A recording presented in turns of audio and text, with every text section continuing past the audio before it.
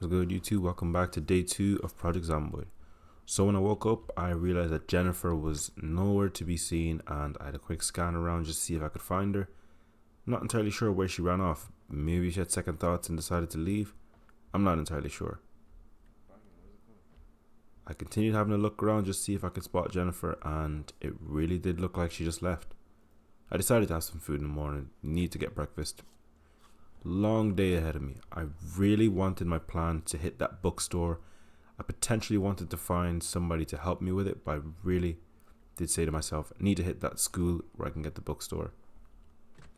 I really was searching all these rooms, checking to see if I could find Jennifer, and nowhere to be seen. It's very sad that she managed to leave. I'm not entirely sure what it was that made her leave, but yeah, back to being solo again. I knew that if I wanted to hit the school, there were things that I needed. I needed a better weapon, and I needed some survivors with me. So my mission was to just go out and scout, see if I could find new survivors, see if I could find anything that could potentially help me in terms of breaking into the school. The reason I'm prioritizing the school extremely early is because the school has a ton of books. There's a library in the school. All those books will benefit me when it comes to leveling up my character and improving my knowledge. I continued to scout around the fire station to see if I could find Jennifer anywhere. She potentially could have just been wandering around by herself. I wasn't entirely sure if she completely just left or if she's just wandering around having a moment. You never really know. As I was walking around, I could still hear a banging, and I heard and seen a zombie. I decided to dispose of this zombie really quickly and then continue. One thing that I wanted with the fire station was, at some point I wanted to clear the fire station and clear out the surrounding area around it, because I really did have plans to turn this into a huge base. Once I increase the group size, once I learn how to build, I really do think this place can be a very, very good base of operations. I'm not entirely sure if it'll be the main one, but that's definitely my plans, to make this place a base of operations. So I decided to leave some of the gear that I had on me behind, because I knew if I was going out and scavenging that I would be picking up some stuff. And myself that didn't have a duffel bag yet or any form of bag, I knew this would fill up very, very fast, and it was vital to leave things behind. I still kept some food on me, but a lot of the weapons that I had, I left them behind and just kept the fire axe and the wrench. So I went outside and decided to get a move on. I was walking in the direction towards the school, but I wasn't going to hit the school yet. I said to myself, I did need to find a survivor or anything that could really, really help me. I just felt this wasn't the moment to go do it. I stumbled upon a small little camp. I wasn't entirely sure exactly what it was, so I said I'll go in there, explore, see what I can find in there. And yeah, it was a gated community kind of, so I was wondering if the gate was open, and to my surprise it was. I did see 2 walkers approaching the building, so I thought the place was just completely empty. And yeah, I decided to deal with these walkers and then try and search inside, see what I could find. But I could quickly see that the surrounding area was beginning to pick up with some zombies, so I wanted to dispatch these really quickly, see if I could loot inside, and then get out of here before this place begins to fill up even more. As I was attacking the zombie, I did see some movement in the house from a potential survivor. So I said I'll stick around a little bit, help the survivor clear out the area, and then see if they are friendly or if they are not. As zombies began to approach the camp, I said I could take them all out quite easy. I did feel way more confident this time around, seeing as I did have my fire axe. I did have a look around and I did manage to see a survivor. It goes by the name of Christopher. Christopher was dealing with the zombies that were at the door, and I saw a bit of a group beginning to form, and I got a small bit worried. I was wondering if Christopher was going to help me in terms of clearing this out, but he was nowhere to be found. Christopher then came outside and decided to just leave. I was very, very confused as to why. It potentially could have just been that he was scared. I had a quick look around, see if I could spot Christopher, see exactly where it was that he went. I looked around the back area of the camp, and I just really couldn't find him at all. I did see some dead zombies, so I was assuming that he's the one that dealt with those. I'm not entirely sure how long he's been in this camp. Maybe he was here before the apocalypse hit. I'm not entirely sure. As I was walking around, I did manage to see a lot of dead zombies, and I also found Christopher. So I spoke to him and I asked him if we can join up together and explore. Christopher agreed to join the group, so the group that was once again solo again turned into a duo. I did feel really good about this with Christopher because I didn't leave him like I left Jennifer, so I actually did kill some of the zombies in this area, and yeah. So I looted around Christopher's small camp. He did have some food, which I took some. It'll benefit us. So I decided to start labeling the map just with the areas that I did find. Christopher's camp, fire station, police station, school, just so I'm aware of where every single area is.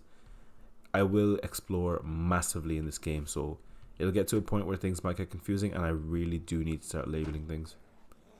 So I decided to leave, and I said to myself I could maybe make way to go to that school, seeing as I now have Christopher with me.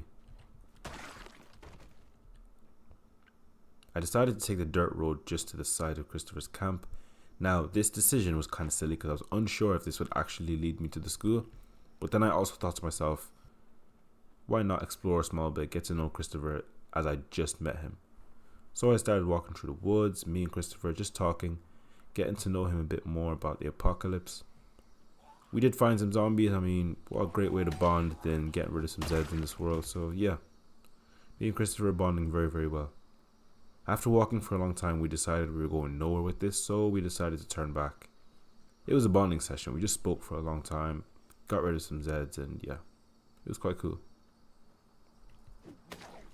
As you can see in the combat, I did start to feel a lot more confident compared to day one, seeing as I now had better gear. I had my motorcycle helmet, I had my vest, and the fire axe. Fire axe gave me way too much confidence because of the distance that I could be kept between myself and the zombies.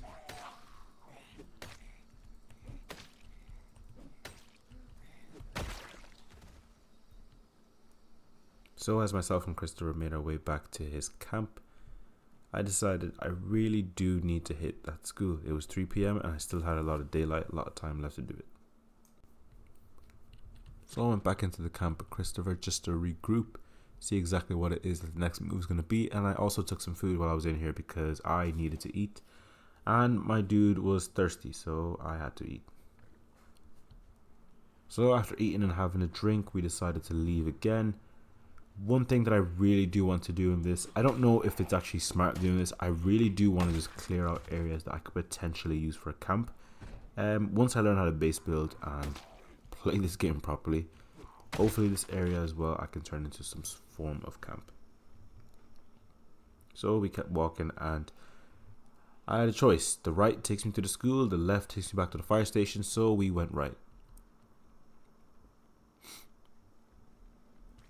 I then thought about it a bit more, and then I said to myself, it might not be a good idea, seeing as we spent a lot of time killing zombies and just walking around, so it might be a thing that fatigue sets.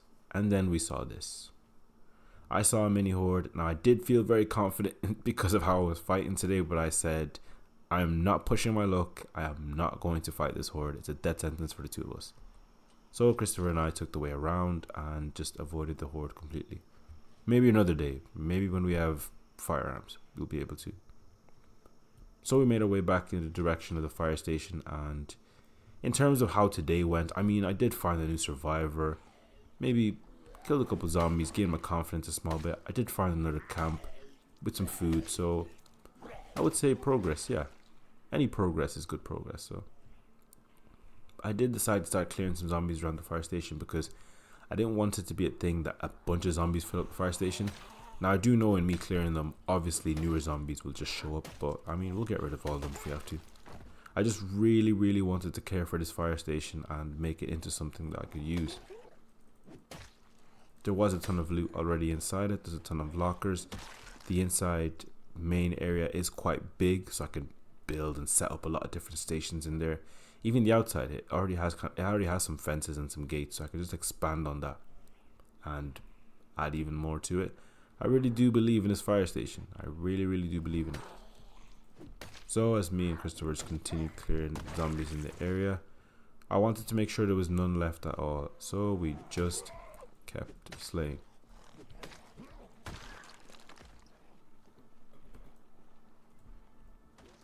Christopher was very, very good in combat. That's one thing I actually noticed. He's very, very strong. So we made it back into the fire station and there was a zombie inside. I did see the smashed glass on the floor, so I think they broke the window and got in. That needs to be boarded up. It will be boarded up. I will assign a day where to get out there, get some logs, chop them down, and then start boarding things up. I let Christopher into the fire station. I told him, this is where I sleep, dude. I let him inside. I could tell my character was starting to get tired now, so I said to myself, there isn't really too much that I can do today. I mean, I do feel somewhat happy with my progress. I did manage to find a cool survivor, a guy that I can trust.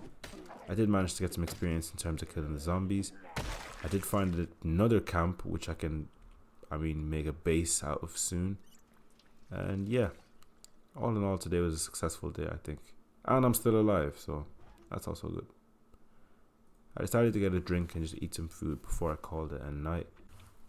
I knew I had some big plans tomorrow. It was either the police station or the school that was going to be hit. I'm very, very happy that I got Christopher. I'm very, very happy that I got the experience of killing zombies under my belt. And yeah, that's the end of day 2.